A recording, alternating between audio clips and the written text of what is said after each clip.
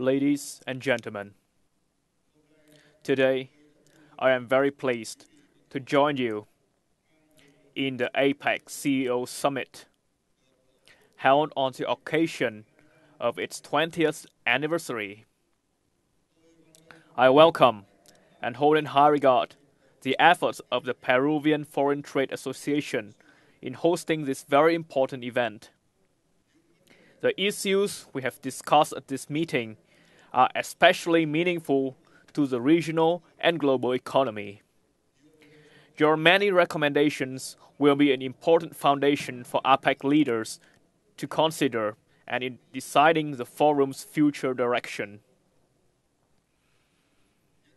On this occasion, I would like to congratulate the APEC business community on your outstanding successes and indispensable contribution over the past years. You are the pioneers who have initiated and realized many ideas for growth, cooperation, and connectivity within the APEC Forum, as well as Asia Pacific as a whole. Ladies and gentlemen, when we talk about the future, we cannot help but elaborate on the challenges that lie ahead of us. This year marks the fifth consecutive year the global economy has grown below the average rate of 3%. The first time after so many years, APEC's average growth risked slowing down in comparison to the rest of the world. Global trade is at the lowest level in 15 years. There are even concerns that a reversal of globalization may occur for the first time in the 21st century. Our region remains the hotbed of climate change. This has inflicted major damages to economies as well as the operation of businesses. Within the last decade alone, natural disasters have caused more than 500,000 deaths, affected the life of 1.4 billion people, accounting for 80% of all climate change victims over the world. In addition, armed conflict, international terrorism, epidemics, cybersecurity, resource security, especially water, food, and energy security, the development gap, the migration issue, among many others, they are creating unprecedented challenges to global efforts to economic recovery, sustainable social and economic development.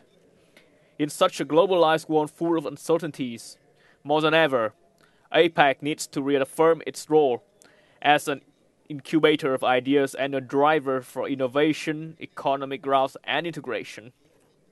In that spirit, Vietnam proposes the theme of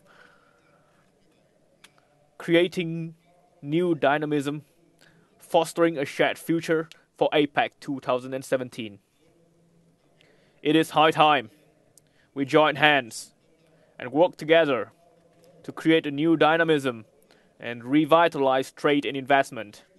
This is a driver for sustainable and inclusive development and equitable growth in the interest of our people. We must remain focused on fulfilling the Bogor goals by 2020, creating an open business and investment environment, and continuing to reinforce the multilateral trading system.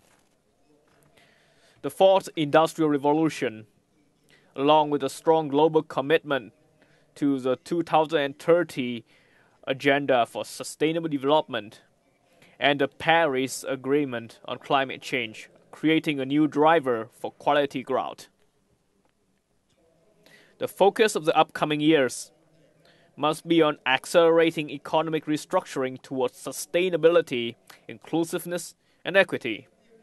Priority should be given to increasing productivity, ensuring food, resources security, especially water, and clean energy. Developing high-quality human resources, strengthening competitiveness and creativity for businesses, especially micro, small, and medium-sized enterprises. Breakthroughs and extensive economic linkages within the region are rapidly taking shape. Most notable are the Trans-Pacific Partnership, TPP, the Regional Comprehensive Economic Partnership, RCEP, the ASEAN Community, among many others. This trend promises to bring about a vast development space with new prospects for cooperation. Therefore, we need to strengthen connectivity in all three areas: infrastructure, institution, and people.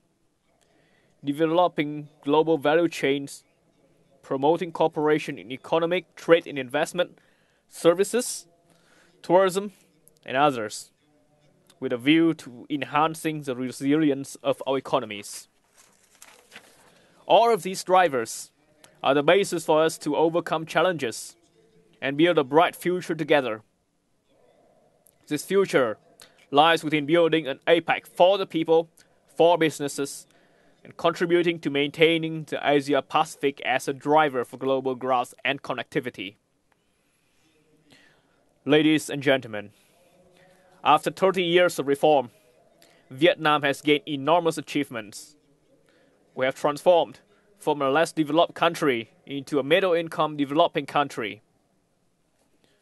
The Vietnam today is one of the most rapidly growing markets and is projected to become one of the 5 most competitive manufacturing nations in the Asia-Pacific by 2020.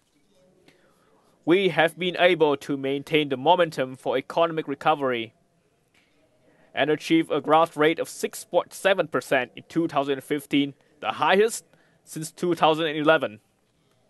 It is expected that Vietnam will remain one of the 10 fastest growing economies in the upcoming years. We are aiming for the goal of an average growth rate of 6.5 to 7% in 2020. To that end, we are determined to undertake 3 major strategic breakthroughs. These are improving the market economy institutions, promoting human resources development, especially high-quality human resources, and developing modern infrastructure that is comprehensive. In addition, we are committed to transforming the growth model, developing a knowledge economy, especially high-tech industries, and modernizing agriculture, supporting industries, the maritime economy, and the tourism industry. We are making efforts to build a law-governed state, transparent and efficient in the interest of the people and businesses. We seek to improve the legal institutions and policies, protect the environment, expand the business space for stakeholders, awaken all potentials for businesses, promote accountability, uphold the rule of law, and create new drivers for social and economic development. As one of the dynamic economies with a high level of openness and the destination of many multinational corporations, Vietnam is becoming ever more integrated with the 2 sides of the Pacific through different partnerships. The ASEAN community, as well as a network of 16 FTAs with 59 partners, including 18 APEC member economies. Effective cooperation of APEC businesses in Vietnam, as well as Vietnamese businesses working in APEC economies, stand testimony to this linkage. Worth mentioning is the success of Viettel, the leading telecommunication company in Vietnam, working in Peru. We always treasure the support and partnership of the APEC business community throughout the 30 years of reform and 20 years of Vietnam's membership in the APEC Forum. Your invaluable support has provided us with an enormous encouragement for the 2006 APEC year held in the first time in Vietnam, culminating in its many meaningful results. Today, here you are, to look forward to a 2017 APEC year that promises new landmark achievements. Through APEC's activities, especially the APEC CEO Summit, I call upon your ideas and initiatives to specify the priorities for the APEC 2017 year and to promote interaction between governments and businesses. We also look forward to your ideas in furthering the efforts to accomplish the Borgo goals by 2020 and realize APEC's strategies, roadmaps, and action plan more effectively. Accordingly, we need to continue to promote sustainable and inclusive growth, deepen regional economic integration, build capacity, and promote innovation for micro, small, and medium-sized enterprises, and ensuring food security and sustainable agriculture. These are vital issues for APEC in the upcoming years.